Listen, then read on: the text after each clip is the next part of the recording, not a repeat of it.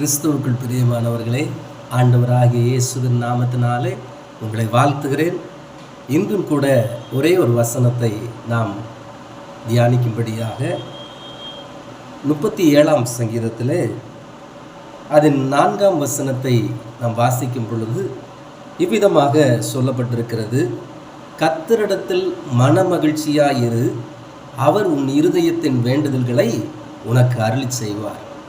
பாருங்க, வேத வசனத்தில் ஒரு எப்படி விதமான வார்த்தைகள் பாருங்க. கர்த்தரிடத்தில் மனமகிழ்ச்சியாயிரு, அவர் உன் இருதயத்தின் வேண்டுதல்களை உனக்கு அருளி செய்வார். பாருங்க, ஒரு மகிழ்ச்சியான காரியங்கள் நம்முடைய வாழ்க்கையில் எப்பொழுது நடக்கும்? நன்மை நடக்கும் பொழுதுதான் நம்முடைய உள்ளத்தில் சந்தோஷம் உண்டாகும். ஒரு பெரிய காரியங்கள் நம்முடைய வாழ்க்கையில் ஒரு ஆச்சரியமான அதிசயமான காரியங்கள் நடக்கும் பொழுதுதான் நாம் சந்தோஷப்படுகிறோம்.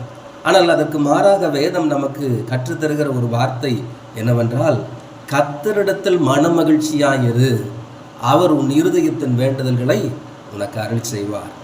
எப்பொழுதுமே நம்முடைய வேண்டுதல்கள் நிறைவேறின உடனே தான் நாம் கர்த்தருக்கு நன்றி செலுத்துவோம், பொருத்தனைகளை ஏறெடுப்போம், ஆண்டவருக்காக ஏதாவது செய்வோம்.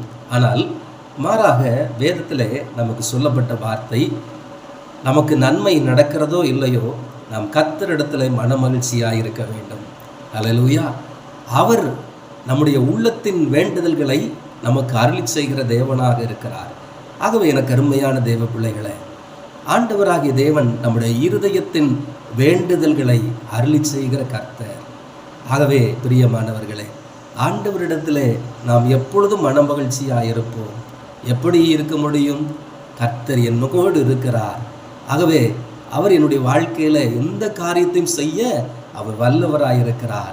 நிச்சயமாக நாம் வேண்டிக் கொண்ட காரியத்தை என் வாழ்க்கையில் செய்வார் என்ற நம்பிக்கையோடு நாம் இருக்க வேண்டும்.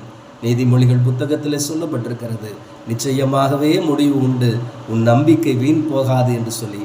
ஆகவே ஆண்டவர் மீது வைத்திருக்கிற அந்த நம்பிக்கை ஒரு நாளும் ஆண்டவர் வெட்கப்படுத்த விடமாட்டார். ஆகவே நீங்கள் கர்த்தருக்குள் மகிழ்ச்சியாயிருங்கள். உங்கள் வேண்டுதல் விருப்பங்களை எல்லாம் நம்முடைய தேவனாகி கர்த்தர் நிறைவேற்றுவார். ஆமென்.